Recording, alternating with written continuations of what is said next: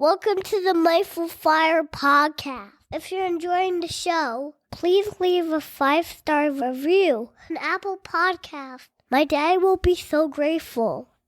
See you next time on the Mindful Fire podcast.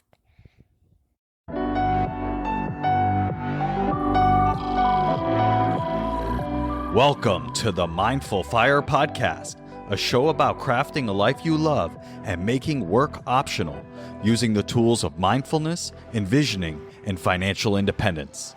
I'm your host, Adam Coelho, and I'm so glad you're here. Each episode of the Mindful Fire podcast explores these 3 tools through teachings, guided meditations, and inspiring interviews with people actually living them to craft a life they love. At its core, Mindful Fire is about creating more awareness and choice in your life. Mindfulness helps you develop self-awareness to know yourself better and what's most important to you by practicing a kind, curious awareness.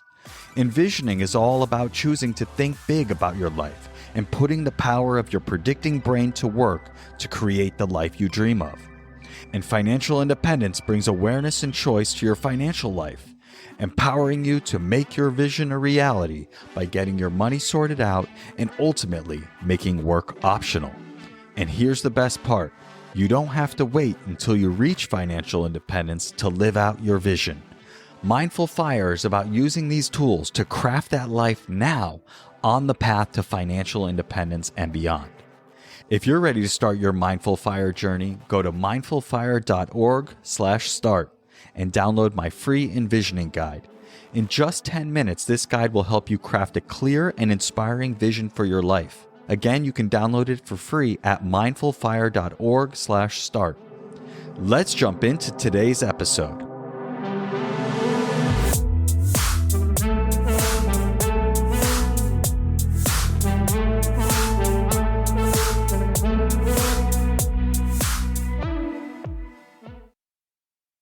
Karen, welcome to the Mindful Fire podcast. I'm so glad to have you here.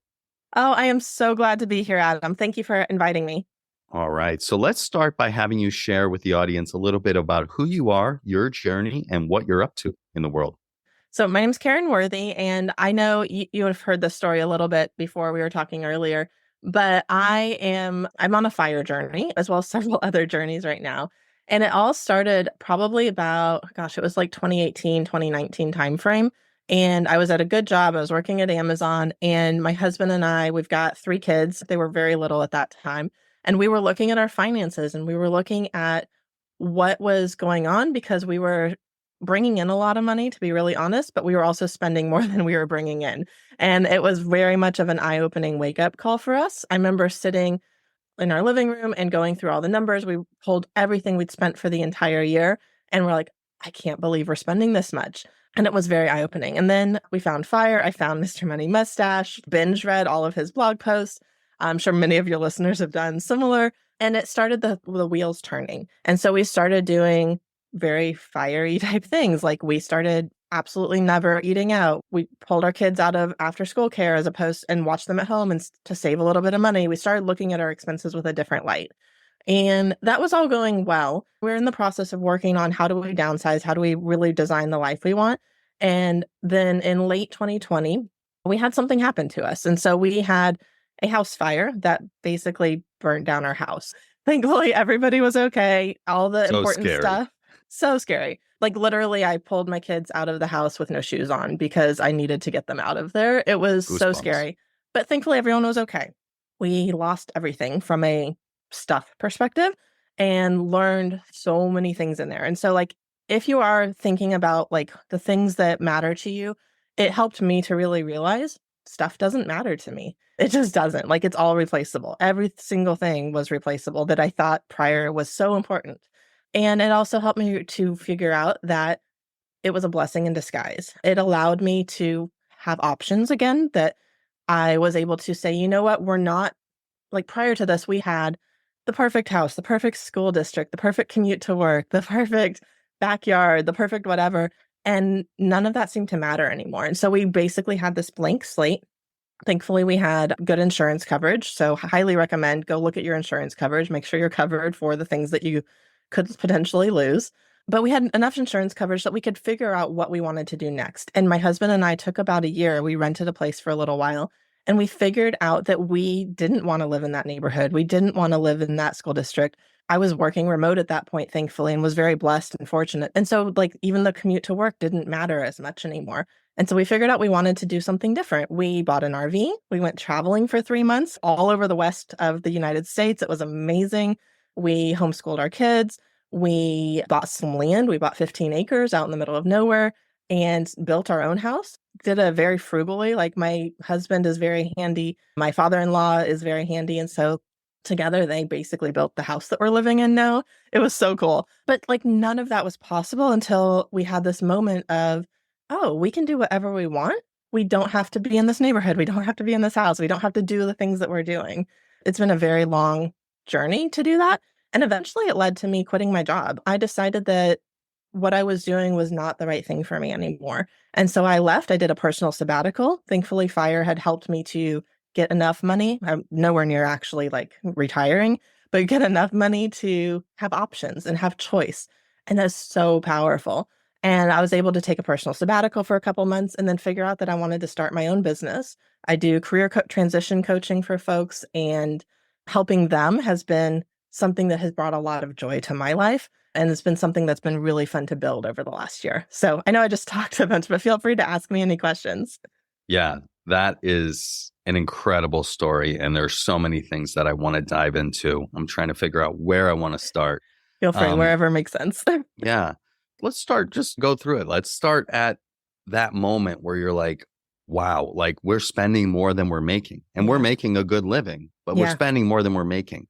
Like, what was that conversation like with your husband when you, I guess, like what caused you to sit down and look at the numbers in the first place? Because a lot of people are doing that and they just never stop to actually get the awareness of what the situation actually is.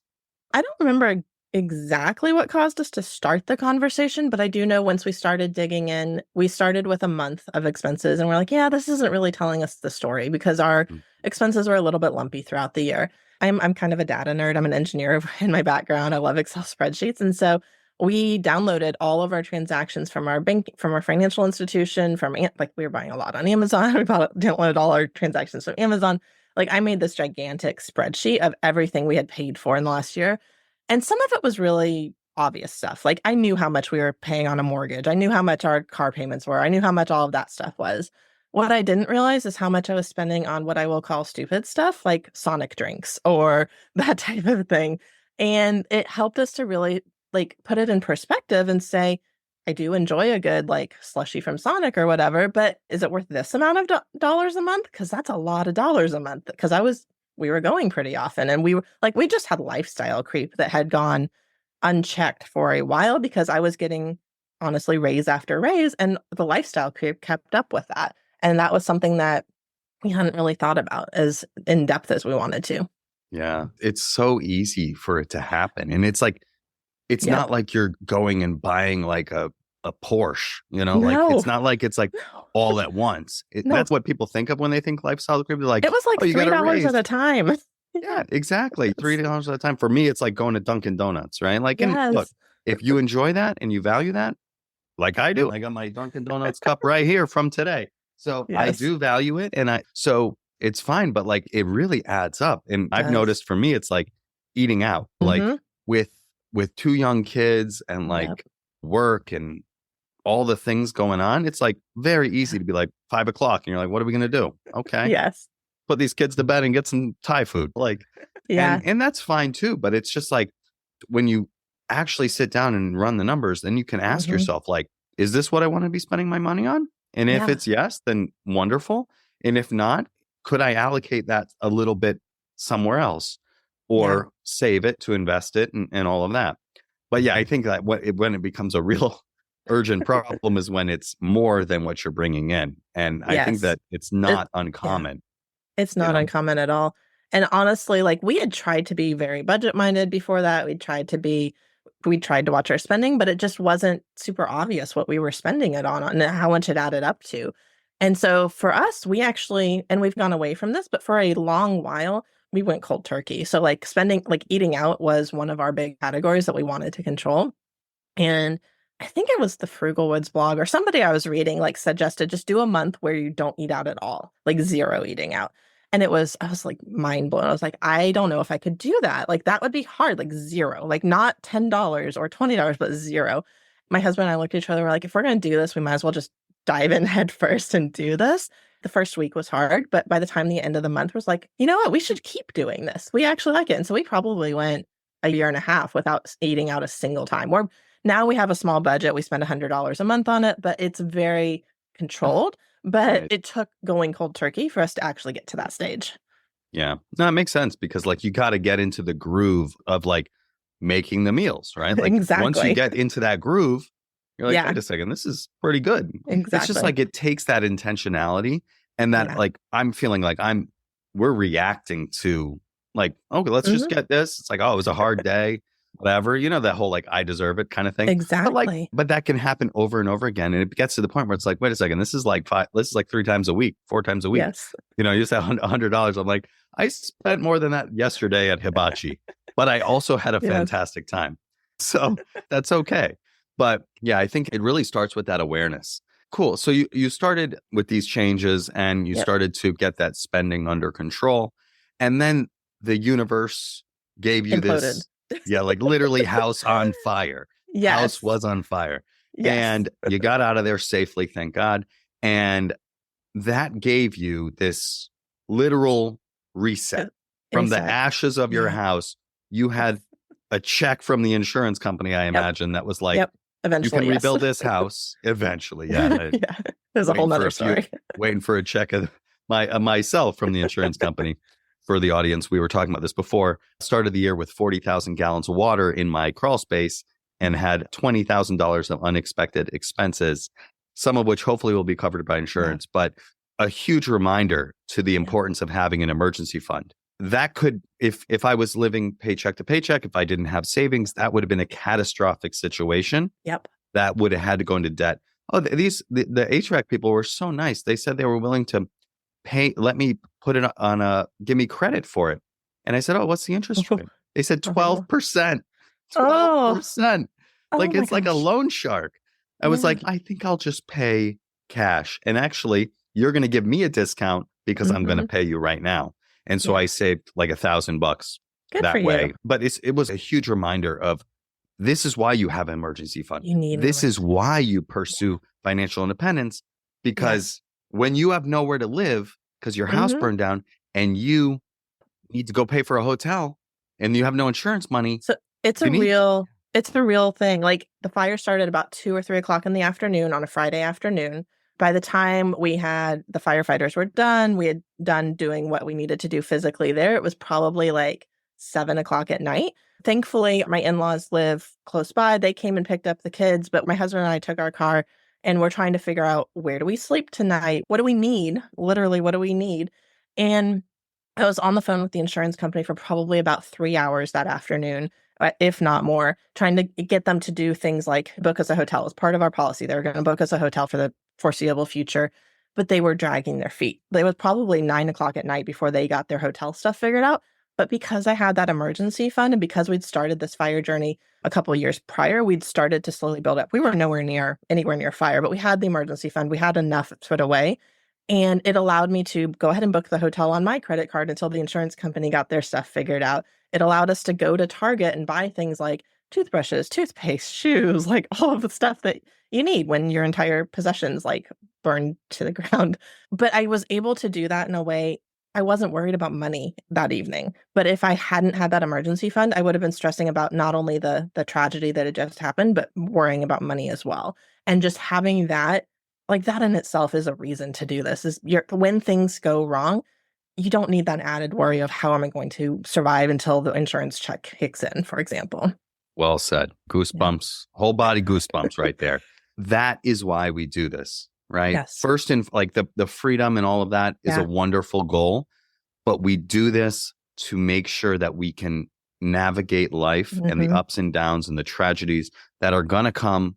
Yeah. We don't know when, we don't know how they're going to come, and we can not have that added stress, which is huge, right? If you have to worry about how am I going to pay for this? How am I going to, like for me, like how am I going to heat my house pay this $15,000. Yep. How am I going to do this? Yep. That's like really terrible, right? And it's Yeah. on top of the stress of the situation already. Having financial independence or some level of an emergency fund and financial independence makes that whole thing smoother. So It does. I'm glad we dove into that. I think that's so important. You have this reset and you decide to go and really reflect and decide, no, this is not for us anymore. We want something different. And you went and bought 15 acres of land. We did. Yes. We bought an RV and we bought 15 acres of land. There was a lot of reflection in there, and it was not a simple short process. Like I said, we rented a house for about a year after that, and it took us about that long, maybe 6 months, to figure out what we wanted to do. But it was a lot of reflection. Honestly, it was a lot of envisioning, like what I know you talk about. We wrote down, and like I did journaling around, what do I want my life to look like? What do I want a day in my life to look like? There's so many different things that we had to consider and had to wade through. Like even like we live in Texas, like even to the point of, do we still want to live in Texas? Like the whole world is literally open to us at this point. And so what does that look like for us?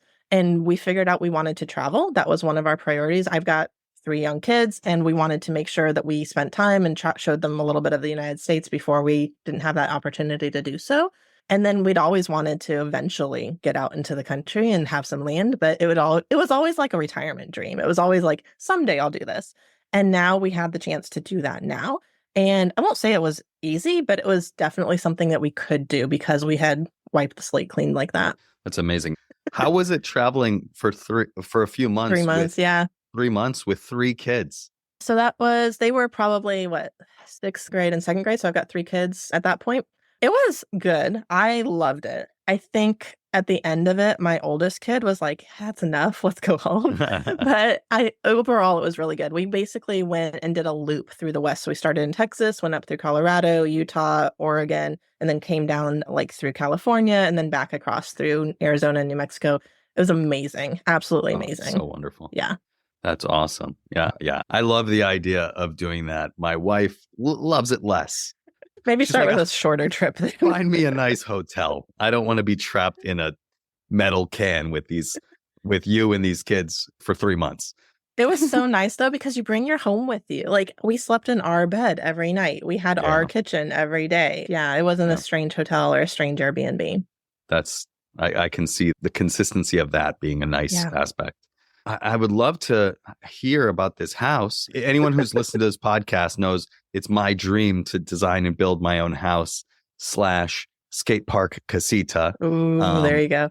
Yeah, I have this like plot of land in my neighborhood. That's not really a plot of land. It's part of someone's yard. My vision, I'm putting it out there, is to subdivide that land off of their property because it has street access. It's like an appendage to their land. And I want to build this skate park casita, which looks a lot like this room, in the neighborhood, and just like walk over there and do my retreats and my coaching and business and I love that stuff from there. So I like literally like walk over there sometimes and just like stand in the grass. And you envision it while you're standing there. I love it. I do. So one of these days I'm going to go up to their door and be like, how much would you like for this? Oh, so they don't know that you're planning this. They don't know. I don't know. I don't even know them. One day I'm just going to get the cops called on me for being in their yard. Oh, I love it. I love it. But so tell me about the process of designing and building this house. It's a long process. I probably drove my husband crazy daily on it because he was the one doing a lot of the work, him and my father-in-law, and he was the one doing a lot of the designing. And so he would come to me and be like, which light fixture do you want? And I'm like, I don't know. I've got to go figure that out. Or he'd be like, do you want a light switch here versus a light? I was like, I don't know. Like, why do I need to know these things now? I'm much more of a tangible person. I like to see it and feel it. And like, it wasn't an option here. And so I drove my husband crazy during it, but it turned out really well in the end. So long process. That's amazing. Though. Yeah. Yeah. So yeah, you were able to do that and they literally built it. We hired out a couple pieces. We hired out the foundation, and then it's a steel frame house. So we hired out the steel frame. Oh, nice. And we hired out the air conditioning because you have to have a special license to do the freon and all of that kind of stuff. Yeah. And we hired out, my husband's father is a plumber, so he did all the plumbing work, all sorts of other pieces like he knows how to do. The only other thing we hired out is once everything was, we hired out the interior painting of it, mostly just because we didn't want to do it. But everything else, Good every reason fixture, enough. I laid the flooring in our second floor flooring. I like have installed different, like I painted the stair. Like there's so many different pieces that I can be like, oh, I did that and I did that. And it's really cool. Yeah, that's amazing. Yeah, I love that. So let's transition now and talk about how pursuing fire, building some level of financial independence, gave you the confidence to go out on your own and to make this huge leap. I'll speak for myself, and I think I've talked to a lot of people. They want to go out and do their own thing, or they want to leave that secure, high-paying job that's maybe not a perfect fit, or maybe a terrible fit, but pays well and maybe is reasonable in terms of the workload. But you realized, hey, I have options now and I don't want this anymore. So walk me through that, how that came to be and what role fire played in that. Definitely. So it was late 2022 and I was working at a really good company. I had a really good job. I was the vice president of people for that company at that point, working in the recruiting and HR sections. And absolutely, like it was not a bad place. It wasn't like I was running from something, but I felt that there was something else I was supposed to be doing and I wasn't quite hitting what I needed to at that point. I've also, like a lot of people say, oh, start your side hustle while you're still working at your full-time job. I've tried that. I'll be really honest. I don't have that skill set. Maybe I still need to learn it, but like I'm not great at that. I am one of those people, I go 110% in and I have like full speed and zero speed basically in most cases. And so I knew for myself, like I needed to separate, step away, and that would be what would be the impetus for this. And so my husband and I did a lot of planning. We saved as much money as we could and decided that I was going to do a personal sabbatical. So we had enough money saved up where we could go somewhere 6 to 12 months without any income coming in, and we would be fine and still have all of our retirement and all of that kind of stuff. And so we said, you know what? It'll take 3 to 6 months to get another job. And so we're going to set the first 6 months as go figure it out, go try starting something. And if it doesn't work, you can go back and get another job. Like I am fortunate to be highly employable right now. And so I left in November. Spent November, December, basically doing a lot of like decompressing and spending time with my kids and a whole lot of nothing. I think we were sick at that point too. And then in January, I started to get bored. And so this is January 2023, everybody was being laid off. It was a bloodbath. It was a bloodbath. Everywhere. Yeah.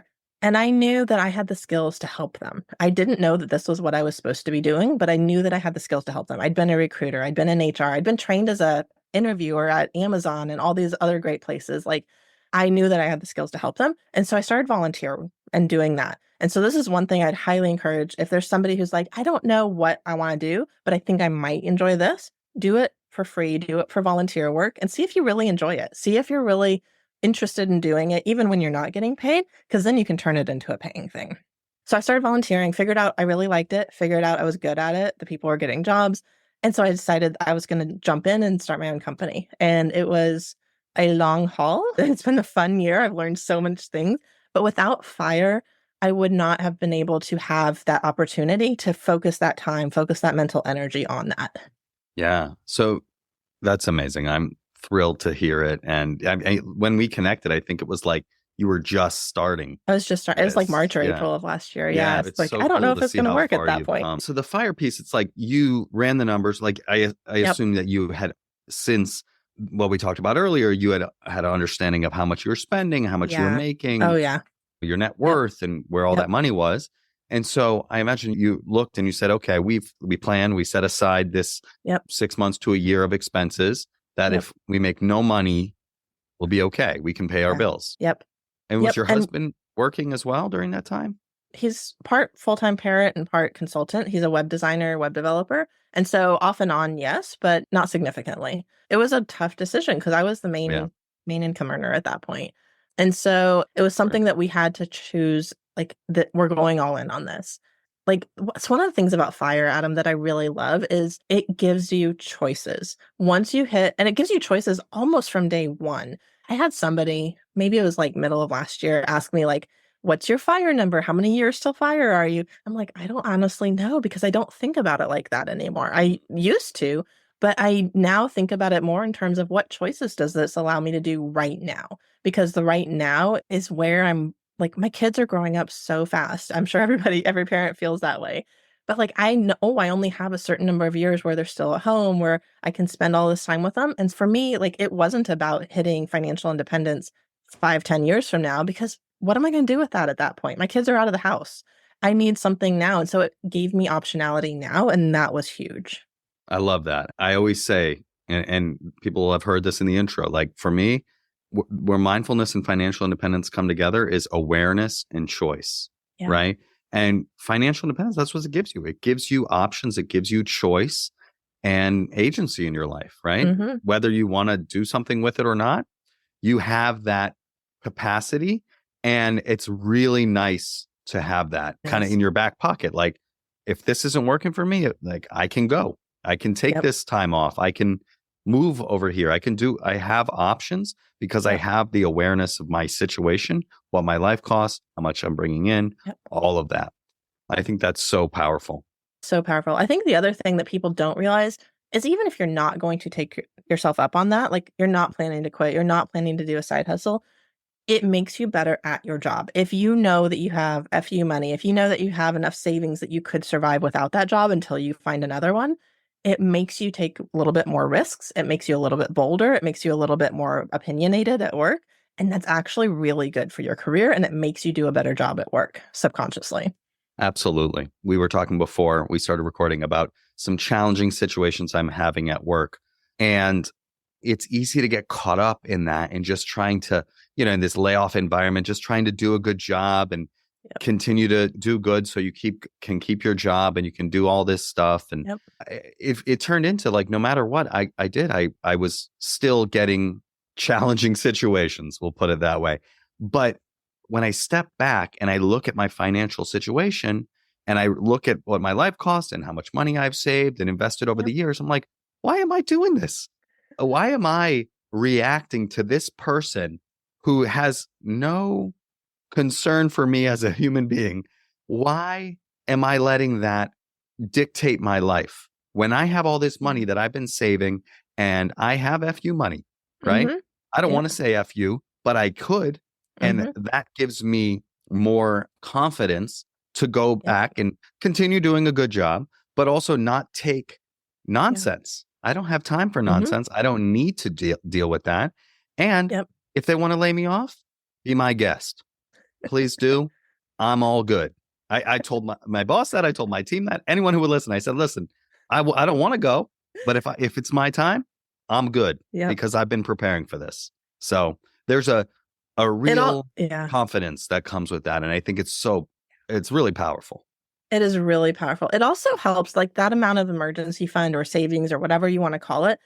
It helps you if you do want to start that side hustle. But if you want to start that next thing earlier while you're still working, it helps you with that. I'm working with one of my clients right now, and she's still fully employed, but she knows that she wants to work in her way into this other, like a coaching role that she's working towards. And I'm working with her to help her figure out how does she start it while she is still employed? How does that fit with her schedule? What does the products look like? Like all of that she could not do if she didn't have a little bit of money saved up to invest in things like her website, like the coaching product, like all of those different things. And it just helps you, again, it helps you have options. It helps you have choice. It helps you move faster in different situations. And so definitely worth it. Yeah, it's so important. And I think one of the things that you said is like, it's not about getting to the goal of financial independence and then living your life. Like No. your life is happening right here, right now, Yes. every moment. So Yeah. like with my coaching programs, let's get really clear on what you want. What do I want my life to Mhm. look like? What is an Yep. ideal day? If I set aside all the limitations, you don't have to burn down your house to set aside your Please don't. limitation. Please Please don't. don't. But you can set those limitations aside, those constraints, all of that stuff, and think really big and dream Yes. about what would I do if anything was possible. And then the third, like my program is really all about like, how can you start living that right now? How can you Mhm. start putting your predictive brain to work to make that a reality for you right now? And it's an 8-week program. And my goal, my success metric for the program is at the end of this 8 weeks, you should be able to point to specific ways that you're living that ideal life right now, big and small Yes. ways. Could Yep. just be realizing something that you think you needed out there is actually already in your life, or Yep. can be with a slight tweak, or it can be trying something, right? Mhm. Having a conversation, starting to reach out to people in a different way. You can actually do it right now. You don't have to wait. I love that aspect that you highlighted of how fire enables you to do that. It definitely does. Fire enables you. It gives you options. It gives you choices. Like when I'm working with career transition folks, people who have been laid off, people who have involuntarily left their full-time role, they don't feel like they have a choice at that point. But if you have some savings, if you have been following the path to fire, it allows you to have more optionality at that point. It allows you to be less stressed. It allows you to be more picky as you're selecting your next job so that you can find the fit that is right for you. And it takes away some of the stress so that as you go through what is really a difficult part in your life, and I've coached many people through this, it's one of the hardest things that you're going to have to go through is this involuntary career transition. But having a little bit of savings saved up is going to make it a little bit easier. It's exactly what we talked about with your house burning down, right? Yeah. If you also have to add worrying about money and Mhm. rushing to get that next job so that you can pay the bills to support Yes. the life that you've built, on top of the injustice of being fired in the middle of the night, perhaps. Yes. Yes. Yeah, just hypothetically, that is a level of stress that you just don't need and is not going Yeah. to set you up. I always think about that, like the moment where people need the confidence and Mhm. like belief in themselves to go out and get a new job is at the exact moment that It's their the low confidence point. is Yeah. at the lowest Yep. possible point. Like, Yep. I'm just curious, like, this is not relevant to what we were talking about right now, but like, how do you help people rebuild that confidence?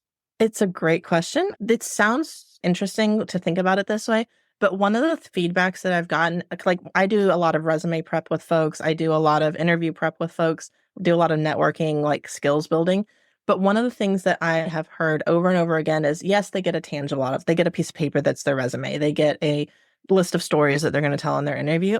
But really, what they get out of it is they get confidence because once you put your accomplishments on paper, you now look at your career and your work experience with open eyes, and you can see what you've accomplished and you can see it through the lens of how a hiring manager might see it. And it gives you more confidence. There's actually a course that I built. It's called the 5-Hour Resume, and it walks you through step by step how to go about doing this, and it will help you build your confidence along the way. And it's something I recommend whether or not you're in transition, but even if you're not in transition, you should always have a resume ready to go.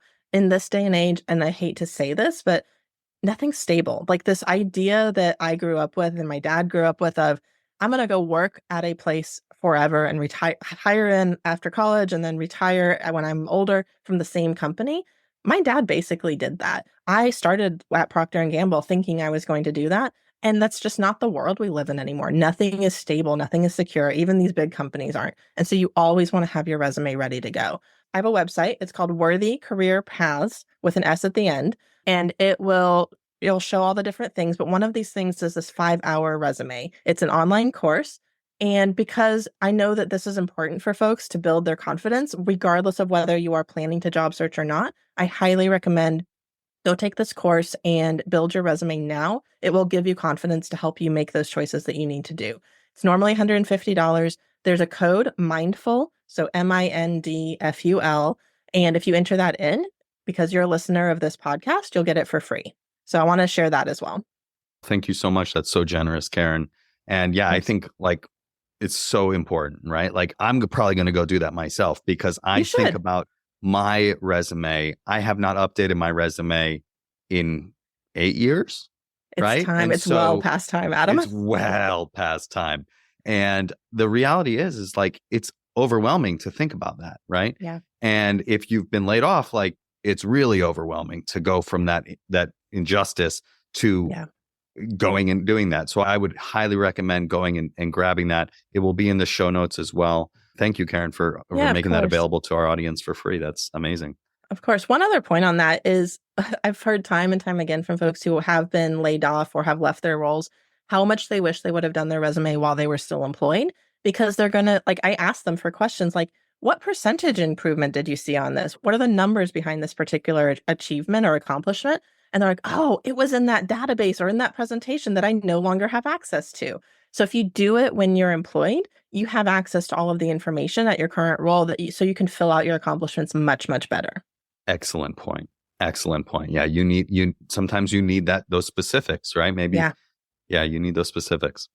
So Karen, I know myself and a lot of people want to build their own thing, whether they're hoping it's going to become like a full-time replacement of their income or just something they want to do on the side, or as they transition out of full-time work to post-fire, but they don't necessarily know how to go about getting started, right? You chose not to do it as a side hustle and got your financial situation in order. You prepared so that you would have some runway to go and build this. Walk me through. You leave your job, you have this decompression period, and you start to think, maybe I want to do something. I have some ideas. I want to build this business. How'd you go about like going and doing that and finding your first customers and all of that? I'd love to hear more about that journey. It's been a journey because I have figured out that there are things I am really good at, and there are things that I've never had to use in my career. Like at one point in my career, Adam, like I deleted all of my social media accounts. I was not the person who was going to be sharing out there. But then I decided like that was part of how I needed to get my clients. And so I did my first ever post on LinkedIn and was terrified, absolutely terrified, but it went well. And then I did another one, and then I did another one. And so a lot of my early clients came through LinkedIn, which is, I know, how you and I met as well.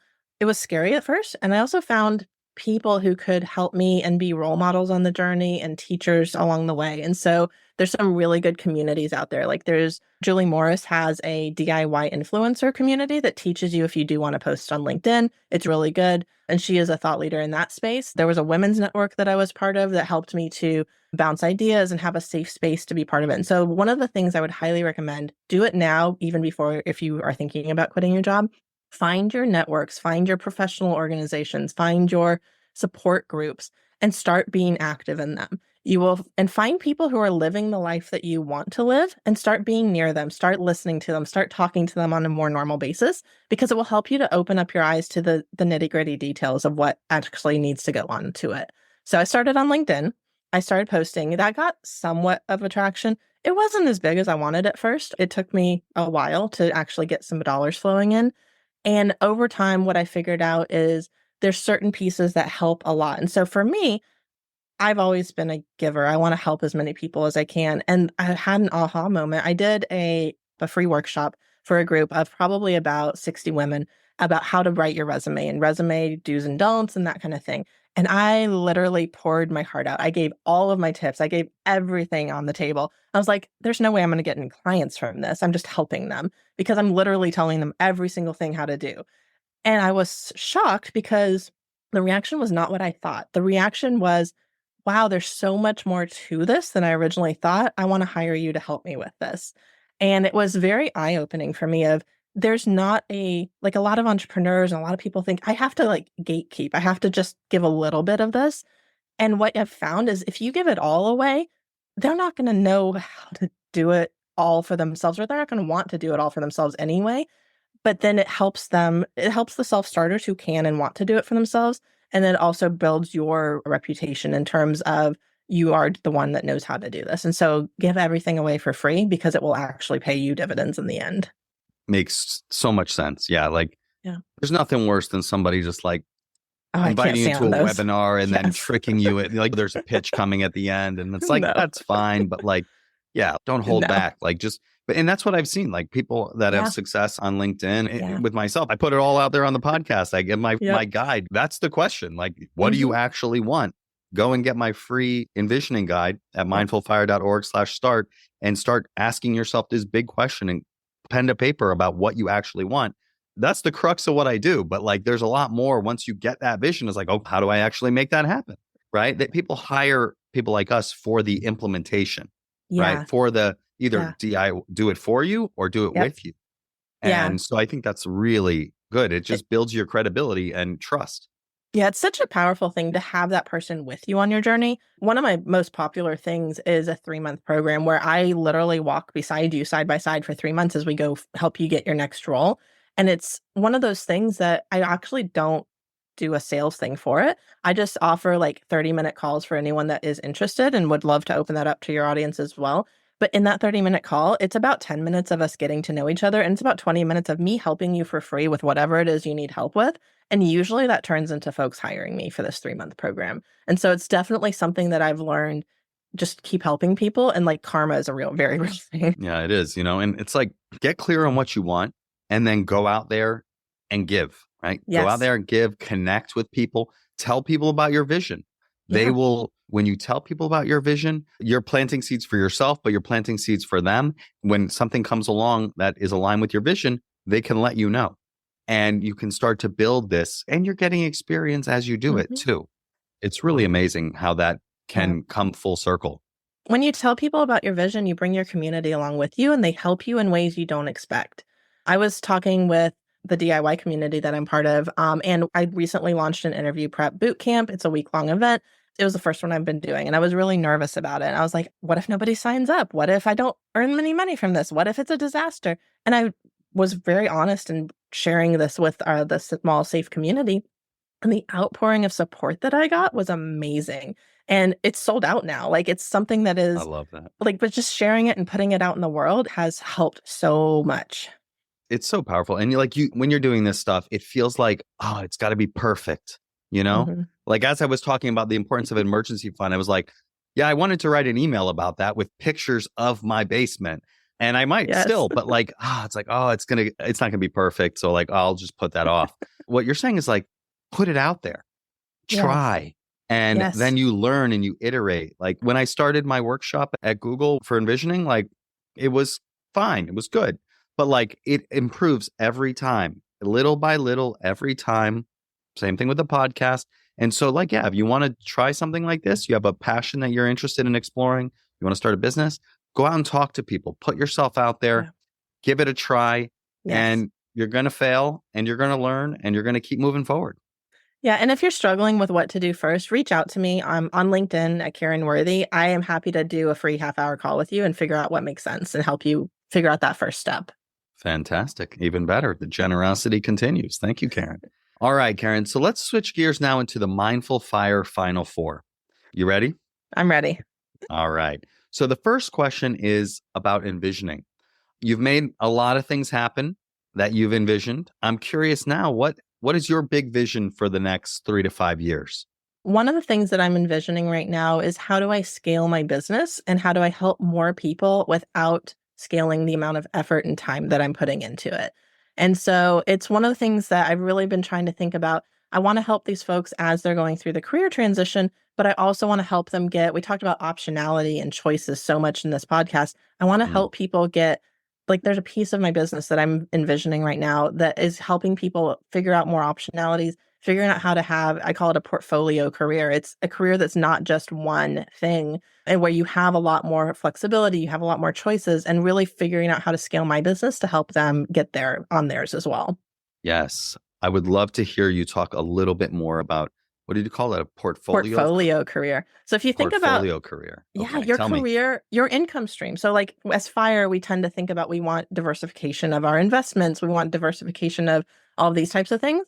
Why not have diversification of your income? And so you want to make sure that you are not just reliant on one source. So if you have a full-time job, you should have a side hustle. If you're an entrepreneur and you have a company, you should have different products or different revenue streams within that. I'm actually going a step further. I'm a fractional head of HR at a small startup as well. And so I've got different income streams going at the same time. So if something happens to one of them, my whole world doesn't fall apart. And so that's something that I'm very passionate about as well. Yeah, I love that idea. I've never really heard of it put in that way, a portfolio career, but it makes sense, right? Yeah. Like I've heard about having multiple sources of income, but that's usually people like, yeah, I sell things on eBay and I also mow lawns, and there's nothing wrong with that. But I like this idea of like having multiple, you do some consulting, you do some fractional HR, you do career transition work, right? And I'm looking at doing that as well in different ways, but I think it makes a ton of sense. All right. So the second question is, what piece of advice would you give to someone early on their path to financial independence? It's a great question. Probably have two pieces. One is have a support system. So whether like for me, it was my spouse, it might be a friend, it might be, I know like there's a lot of different FI communities out there that have built-in support systems, but have a support system. And then I would put your own systems in place. I'm an engineer and an operations nerd at heart. And so put your systems in place.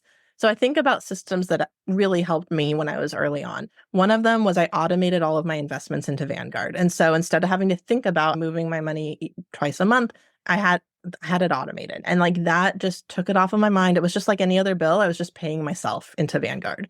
The other one I did is my husband and I, as we went through and figured out how much we were spending, there was a lot of things that really didn't fit into a budget category. They were like, oh, I bought a new shirt on Amazon, or my kids need a haircut, or the car needs to get washed, or whatever it is. And so what we did is we created a budget category. We called it stuff because we didn't know what else to name it. And what we did is we said, you know what, we're not going to do these as impulse buys. We're going to put them on a list when we think we want them. And we created stuff weekend. And once a month on a particular weekend, we'd go evaluate. We had a budget and we said, you can only spend this number of dollars because that's what we can afford. And let's prioritize and let's do a big buying weekend. And then anything else we want goes on the list for the next month's stuff weekend. And that has saved us so many times. So put your systems in place.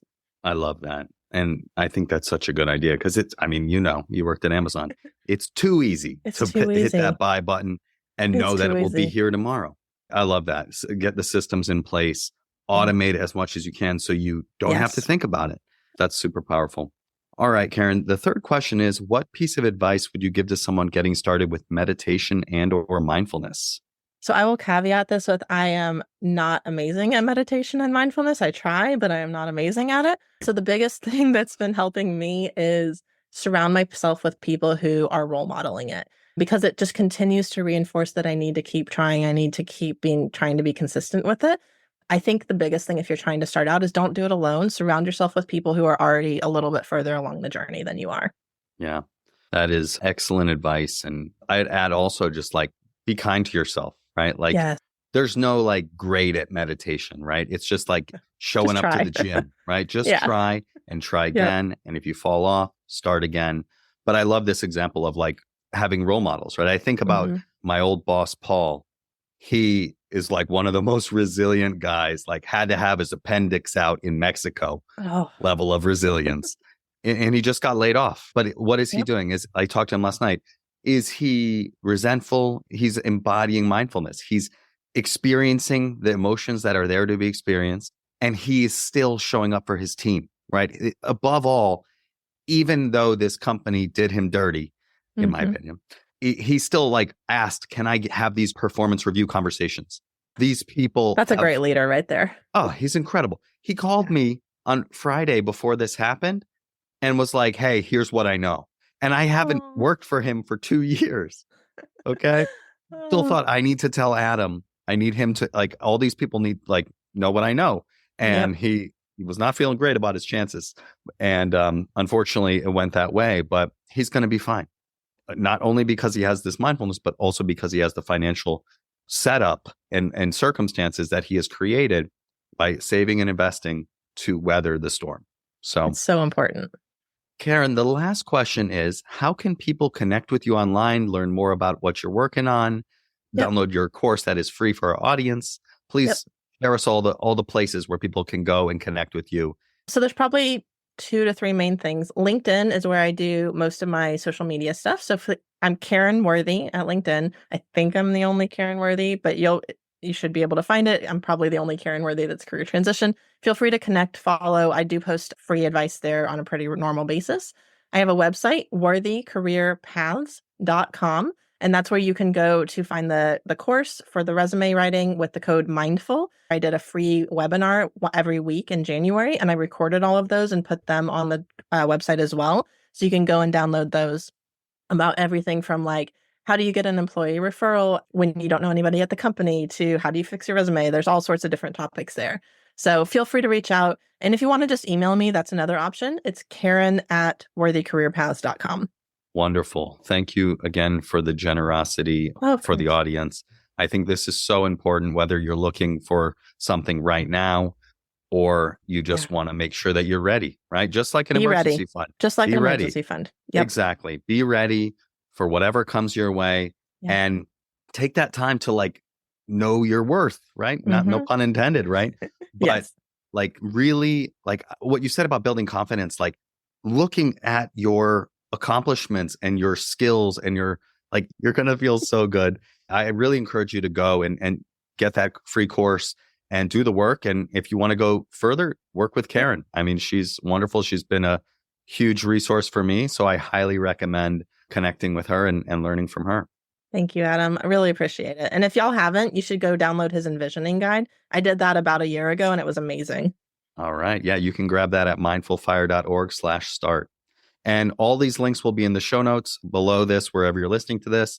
Thank you so much, Karen, for being here. It's been an absolute pleasure. Thank you, Adam. Thank you for having me. Thanks for joining me on today's episode of the Mindful Fire podcast. If you enjoyed today's episode, I invite you to hit subscribe wherever you're listening to this.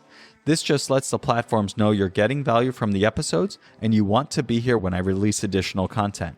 If you're ready to start your Mindful Fire journey, go to mindfulfire.org/start and download my free envisioning guide. In just 10 minutes, this guide will help you craft a clear and inspiring vision for your life. Again, you can download it for free at mindfulfire.org/start.